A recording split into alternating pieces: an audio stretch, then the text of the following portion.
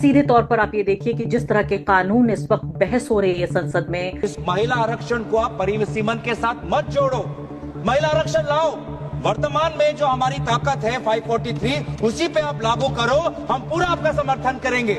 महिला आरक्षण बिल नहीं है ये, अब परिसीमन की आपकी ये मंशा है, उस पे आप महिला आरक्षण का आपने एक लेबल लगा दिया है, ढांचा लगा दिया। कितनी दुख की बात है, कितनी शर्म की बात है। राजनीति के नाम पर जो हाल कश्मीर का हुआ है, आसाम का हुआ है, वही हाल पूरे देश से करने का जो प्रयास है, हम संपूर्ण विपक्ष की ओर से इसका हम पुरजोर विरोध करेंगे। सभापति जी, एक आधी बात और, इस बिल के अंदर जब तक पिछड़े वर्ग की महिलाएं, जब तक मुसलमान भाइयों की महिलाएं नहीं शामिल की जाएंगी, हम समाजवादी लोग इसका साथ नहीं देंगे। धर्मेंद्र यादव जी ने एकदम गैर संवैधानिक बात करी, मुस्लिम महिलाओं को आरक्षण।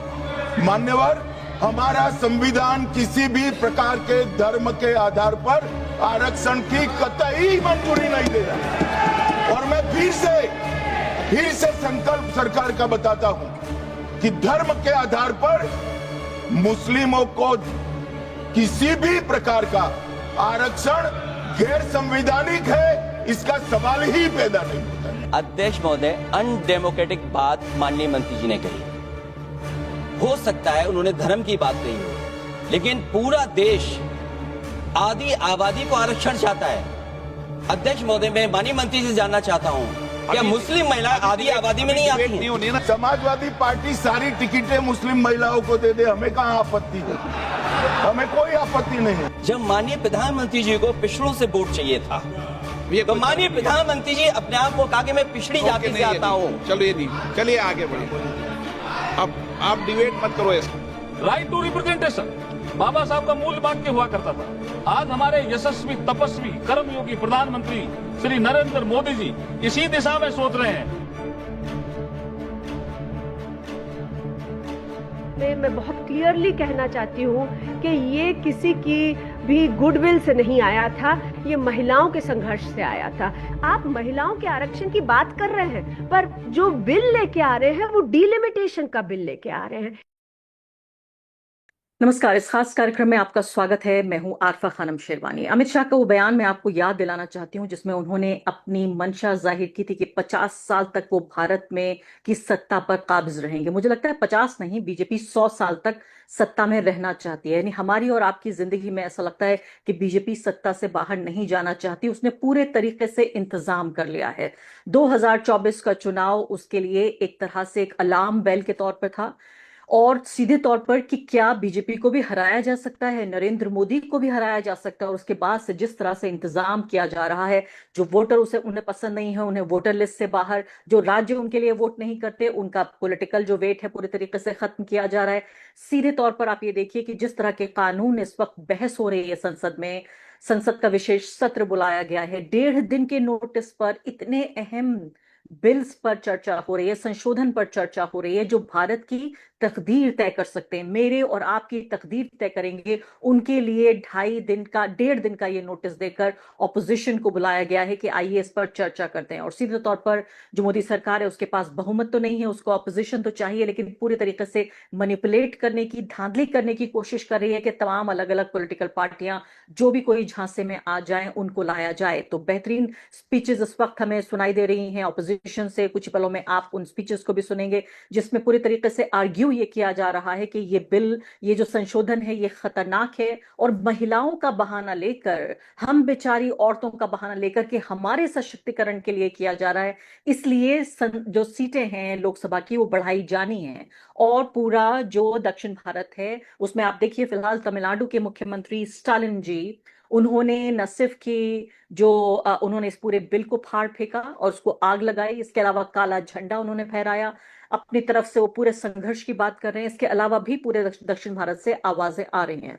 आइए सुन लेते हैं संसद में किसने क्या कहा। इस महिला आरक्षण को आप परिसीमन के साथ मत जोड़ो, महिला आरक्षण लाओ। वर्तमान में जो हमारी ताकत है 543, उसी पे आप लागू करो, हम पूरा आपका समर्थन करेंगे। 2029 में लाना चाहते हो, कृपया लाइए। पर जो बात आपकी, जो हर बात में आप जो राजनीति करते हो, सिंबोलिज्म की पॉलिटिक्स जो करते हो, ये साफ साफ इस आपके इस बिल में, तीनों बिल में दिख रहा है कि ये आपका महिला आरक्षण लाने का बिल नहीं है, ये देश को बैकडोर के द्वारा परिसीमन करने का ये बिल है। ये आपकी मंशा है, महिला आरक्षण बिल नहीं है ये। हम परिसीमन की आपकी ये मंशा है, उस पे आप महिला आरक्षण का आपने एक लेबल लगा दिया है, ढांचा लगा दिया। कितनी दुख की बात है, कितनी शर्म की बात है कि अब महिला आरक्षण को ही आप ये ढांचा मिला, महिला आरक्षण ही आपका सुरक्षा कवच बना आपकी राजनीतिक मंशा को छुपाने के लिए। I have gone through the proposal that the government of India has brought, the Modi government has brought.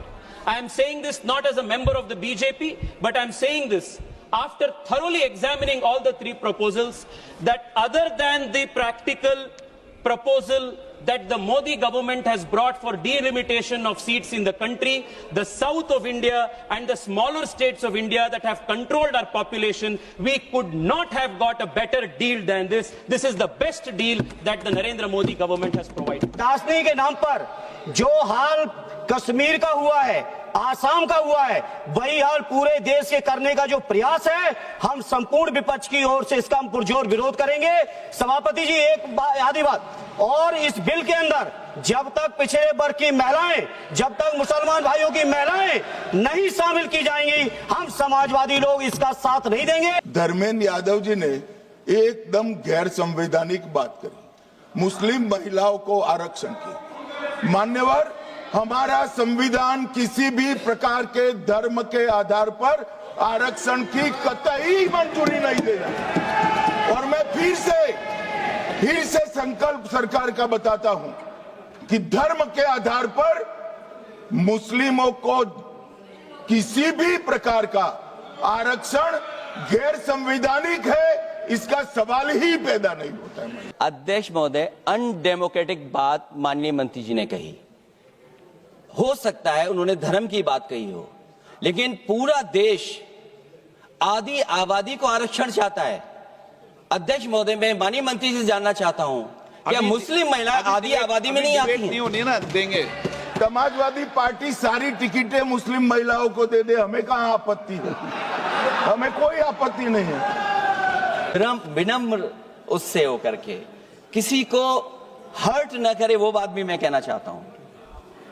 अध्यक्ष महोदय, जब माननीय प्रधानमंत्री जी को पिछड़ों से वोट चाहिए था, तो माननीय प्रधानमंत्री जी अपने आप को कहा कि मैं पिछड़ी जाति से आता हूं। चलो ये नहीं, चलिए आगे बढ़िए। अब आप डिबेट मत करो ऐसे। राइट टू रिप्रेजेंटेशन बाबा साहब का मूल वाक्य हुआ करता था। आज हमारे यशस्वी, तपस्वी, कर्मयोगी प्रधानमंत्री श्री नरेंद्र मोदी जी इसी दिशा में सोच रहे हैं। इसी कारण मातृशक्ति को नीति निर्माण में भागीदार बनाने के लिए महत्वपूर्ण बिल पेश हुए हैं। ये बिल महिलाओं के समान भागीदारी के पॉलिटिकल जस्टिस को पूरा करेगा। इस वक्त हमारे साथ जानी मानी राइट्स एक्टिविस्ट मौजूद हैं, ट्रांसपेरेंसी एक्टिविस्ट अंजलि भारद्वाज। अंजलि, सबसे पहले तो मैं आपसे यही जानना चाहती हूँ कि हम और आपकी भलाई के लिए पूरे देश को एक तरह से आग लगा रहे हैं ये लोग, पूरे देश पर कब्जा करने की प्लानिंग है कि 100 साल रहेंगे। और आप ये देखिए कि मंत्री महोदय ने, जो सोशल जस्टिस मंत्री हैं, लंबा चौड़ा भाषण दिया कि कैसे जो बाबा भीमराव अम्बेडकर थे, उन्होंने ये कहा था कि सामाजिक और राजनीतिक और आर्थिक सशक्तिकरण महिलाओं का होना चाहिए, और इसलिए हम ये संशोधन करना चाहते हैं जिसमें उत्तर प्रदेश को ऐसा लगता है कि एक पूरे देश पर भारी रहेगा, एक ही प्रदेश, और दक्षिण के जो राज्य हैं वो सिमट के पता नहीं कहां चले जाएंगे। बिल्कुल आरफा, ये जो पूरा अभी हम देख रहे हैं पार्लियामेंट में अनफोल्ड होते हुए सीन्स, ये सब महिलाओं के नाम पर किए जा रहे हैं। और ये याद रखना जरूरी है कि सरकार महिलाओं की आड़ में, महिलाओं के आरक्षण की आड़ में अपना पॉलिटिकल उल्लू सीधा कर रही है। देखिए, महिला आरक्षण कानून 2023 में आ चुका है, उसमें ऑपोजिशन पार्टीज ने सबने पुरजोर उसमें समर्थन दिया था। और ये जो कानून पास हुआ था 2023 में, मैं बहुत क्लियरली कहना चाहती हूँ कि ये किसी की भी गुडविल से नहीं आया था, ये महिलाओं के संघर्ष से आया था। 3 दशकों से ज्यादा संघर्ष किया था महिलाओं ने कि रिप्रेजेंटेशन होनी चाहिए महिलाओं की, 33% रिजर्वेशन होनी चाहिए है पार्लियामेंट में और स्टेट लेजिस्लेटिव असेंबलीज में। 30 साल के संघर्ष के बाद ये कानून पास हुआ था। ये कानून जब पास हुआ तब भी महिलाओं ने आवाज उठाई, क्योंकि सरकार जो बिल लेके आई थी, ये बीजेपी सरकार बिल लेकर आई थी, जिसमें उन्होंने ये ऐसे क्लॉजेस डाल दिए जिससे कि वो बिल पास होने के बाद भी इंप्लीमेंट नहीं हो पाए हैं आज तक 2023 से। देखिए, जरूरत थी कि इमीडिएटली जो भी स्ट्रेंथ है लोकसभा में और लेजिस्लेटिव असेंबलीज में, उसका 1/3 हिस्सा महिलाओं के लिए आरक्षित कर दिया जाए जब भी चुनाव हो। उसकी जगह सरकार 2023 में कानून लेके आई जिसमें उन्होंने लिखा कि सेंसस होगा, उसके बाद डिलिमिटेशन होगी, डिलिमिटेशन के बाद हम महिलाओं का आरक्षण करेंगे। तब भी महिलाएं बार बार कह रही थी, आप क्यों डिले कर रहे हैं? क्या आपकी मंशा नहीं है? आप नहीं चाहते कि महिलाएं ले सकें अपना अधिकार? अब सरकार एकदम से कह रही है, उनका मन बदलाव हो गया है जैसे कि हम तो महिलाओं को 2029 से ये रिजर्वेशन देना चाहते हैं। ये यू टर्न लेने की बात हो रही है। क्यों, क्या ऐसा एकदम से अर्जेंसी आ गई? आपके चुनाव चल रहे हैं इतनी जगहों पर, इतने राज्यों में, उसके बीच में आप एक स्पेशल सेशन बुलाते हैं और स्पेशल सेशन के अंदर आप महिलाओं के आरक्षण की बात कर रहे हैं, पर जो बिल लेके आ रहे हैं वो डिलिमिटेशन का बिल लेके आ रहे हैं। देखिए आरफा, समझने की जरूरत है कि अगर जो 3 बिल्स हम देख रहे हैं, सबसे उसके अंदर contentious and mother of bills अगर कह दूं तो वो डिलिमिटेशन बिल है, क्योंकि सरकार कह तो रही है कि महिलाओं के हम रिजर्वेशन को जल्दी से करना चाहते हैं, लेकिन वास्तव में सरकार जो आज पूरी बहस भी हो रही है पार्लियामेंट में, वो महिलाओं के ऊपर नहीं हो रही है, वो डिलिमिटेशन पे हो रही है, वो करा रही है सरकार। देखिए, महिलाओं के आरक्षण की बात करके स्मोक स्क्रीन उसको बना के पीछे से सरकार अपना काम कर रही है, अपना राजनीतिक फायदा उठाने की कोशिश कर रही है। डिलिमिटेशन आप जी हाँ, मैं कह रही हूँ इसमें मक्कारी देखिए आप, मैं इससे ज्यादा मेरे पास और कोई हल्का शब्द नहीं है कहने के लिए कि सोशल जस्टिस मिनिस्टर को खड़ा किया जाता है। जब सामाजिक अन्याय करना चाहते हैं आप तो सामाजिक न्याय मंत्री को खड़ा किया जाता है। तेजस्वी सूर्या को खड़ा किया जा रहा है बेंगलुरु साउथ के जो सांसद है कहने के लिए कि मैं कह रहा हूं एज ए साउथ इंडियन, सबसे ज्यादा अगर समस्या होती तो मुझे होती। उनका वेट, उनका वजन पूरा अपने शब्दों के साथ जोड़कर, यानी आप सोचिए इतनी चालाकी और मक्कारी के साथ कि इधर सोशल जस्टिस मिनिस्टर और दूसरी तरफ साउथ इंडिया का एक बड़ा कद्दावर सांसद, उन दोनों को फीड करके ये बताने की कोशिश हो रही है कि अगर गलत होता तो ये लोग गलत कहते सबसे पहले। ठीक उसी तरीके से कि अगर मजदूरों के हित को कुचलना हो तो मजदूर नेता से कहलवा दीजिए, किसान के हित को कुचलना हो तो किसान नेता से कहलवा दीजिए, मुसलमानों के हित को कुचलना हो तो इनके पास मुसलमानों की भी फौज तैयार हो गई है जो अपने ही समुदाय के खिलाफ बोलने के लिए तैयार हैं। और आगे बढ़ने से पहले एक अदना सी गुजारिश कि आप मेंबर बनिए मेरे चैनल का आरफा खानम शेरवानी। अगर आप मेंबर बनते हैं, आपके समर्थन से आप मेरा हाथ मजबूत करेंगे, इतना मजबूत कि मैं सत्ता का कॉलर पकड़ के सवाल पूछ सकूंगी और जो हमारे समुदाय में हाशिए के जो तबके हैं उनकी आवाज उठा सकूंगी। आप यकीन जानिए, आपका एक छोटा सा सहयोग मेरे लिए इतना बड़ा होगा जिसके लिए आप अंदाजा भी नहीं लगा सकते। देखिए अरफा, ये तो जो आप कह रहे हैं मिसलीडिंग जो बातें हो रही हैं, इसका सिलसिला तो आज से पहले से चला आ रहा है। सीधी सी बात है, सरकार कह रही है, मोदी जी सब जगह पर महिला बंधन सम्मेलन कर रहे हैं पिछले 2 दिन में, लेकिन कह रहे हैं कि हम महिला सशक्तिकरण करना चाहते हैं। तो आप महिलाओं के साथ शेयर भी नहीं करेंगे आप क्या बिल लेकर आ रहे हैं? हम तो बार बार ये बात कह रहे हैं कि इतनी ज्यादा गोपनीयता, इतनी सीक्रेसी में कानून लाने की क्या जरूरत है? अगर वो कानून वास्तव में महिलाओं के सशक्तिकरण के लिए हैं तो फिर तो सरकार को सबसे पहले उन्हें पब्लिक डोमेन में डालना चाहिए था, देश की महिलाओं के साथ शेयर करना चाहिए था, उनसे बातचीत करनी चाहिए थी। सरकार को मालूम है सरकार क्या कर रही है। डिलिमिटेशन एक बहुत ही फ्रॉड इशू है हमारे देश में। हमें मालूम है कि नॉर्दर्न बेल्ट जो है, हिंदी स्पीकिंग बेल्ट जो है, वहां बीजेपी की पकड़ है बहुत स्ट्रांग, और जो सदर्न स्टेट्स हैं वहां पर बीजेपी की उस तरह की पकड़ नहीं है। सूर्या जी कुछ भी कह दे, लेकिन उस तरह की पकड़ बीजेपी की नहीं है।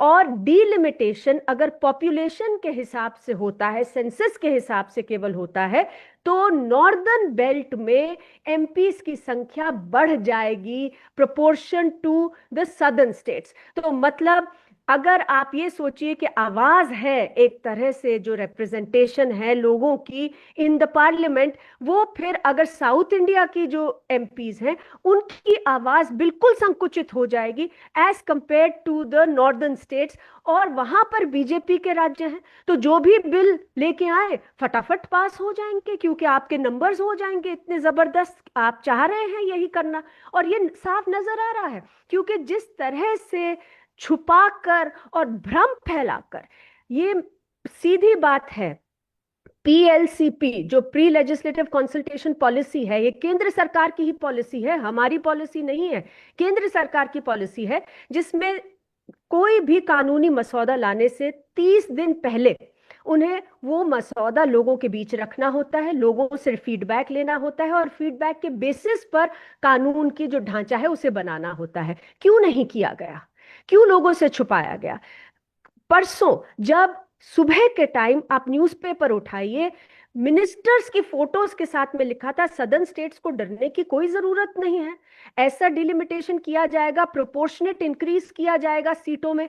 और उसी दिन दोपहर को जब ड्राफ्ट बिल सर्कुलेट हुआ फाइनली, इतनी शोर मचाने के बाद, इतनी पब्लिक प्रेशर के बाद, तो उसमें लिखा है कि ये तो पॉपुलेशन के हिसाब से किया जाएगा, मतलब सदर्न स्टेट्स का तो बिल्कुल हानि होगी इसमें। तो ये दो तरह की दोगलेपन की बातें चल रही हैं, भ्रमित करने की बातें चल रही हैं, जिसका कि लोकतंत्र में कोई जगह नहीं है। और देखिए अब तो सरकार के अंदर ये जिस तरीके से काम हो रहा है ना, दिस अफेक्ट्स द ट्रस्ट, लोगों का विश्वास जो है, आप किससे भी कहलवा लीजिए, बाहर कहलवा लीजिए, अपनी गोदी मीडिया से कहलवा लीजिए, आप अंदर कुछ सांसदों को खड़ा करके अपने कुछ कहलवा लीजिए, लोग भ्रमित नहीं होने वाले, उनको समझ में आ रहा है। और आपके जैसे जहां तक सामाजिक कार्यकर्ता मौजूद हैं उनको सूचना की शक्ति देने के लिए। लेकिन मुझे बताइए ऑपोजिशन क्या करेगा? मुझे लगता है कि ऑपोजिशन को तो बोरिया बिस्तर बांधकर सिर्फ और सिर्फ घर बैठ जाना चाहिए। अब उसके लिए सियासत के कोई मायने नहीं बचे हैं। आप देखिए तमाम डेमोक्रेटिक इंस्टीट्यूशंस को, जो लोकतांत्रिक संस्थाएं हैं, उन सबको कब्जे में ले रखा है। अब इसके बाद आखिर ये बचा था कि जाके जनता से वोट मांग सकता था कम से कम जो ऑपोजिशन है, अब वो भी उसको आजादी नहीं मिल रही है। क्या लगता है आपको, ऑपोजिशन की तो राजनीति भारत में खत्म हो जानी चाहिए? वन पार्टी रूल हो जाएगा अगले 100 साल तक? देखिए अरफा, कोशिश तो बहुतों की रही है ये, पर मैं तो आशावादी हूं। मुझे लगता है कि जब तक इस देश की जनता समझती रहे, लोगों तक बात पहुंचती रहे, और लोग अब देख पा रहे हैं। देखिए, एक लाइन की अमेंडमेंट लाने की जरूरत थी। महिलाओं का अगर सशक्तिकरण करना था और आपको महिलाओं के लिए आरक्षण करना था तुरंत, तो आपको एक लाइन का अमेंडमेंट लाना था विमेन्स रिजर्वेशन एक्ट में से। मैं बता देती हूं आपको वो लाइन, उसमें केवल ये लिखने की जरूरत थी कि हम डी लिंक कर रहे हैं डिलिमिटेशन और सेंसस से महिला आरक्षण को।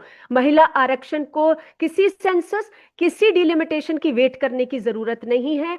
अगर लोकसभा में 543 सीट्स हैं, उसमें से 1/3 सीट्स महिलाओं के लिए आरक्षित हैं। स्टेट असेंबली में जितनी भी सीट्स हैं, उसमें से 1/3 सीट महिलाओं के लिए आरक्षित हैं।